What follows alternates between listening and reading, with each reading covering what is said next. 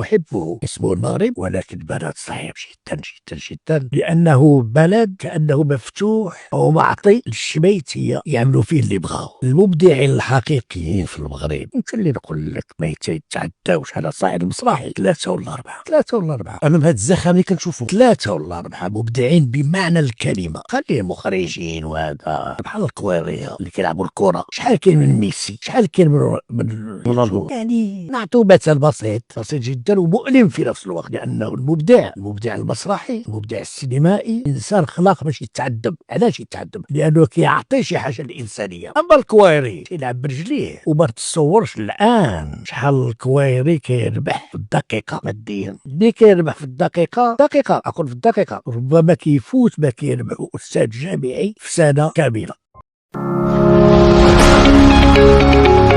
وما تنساوش تلايكيو لاباج ديالنا فيسبوك وتابوناو في لاشين يوتيوب.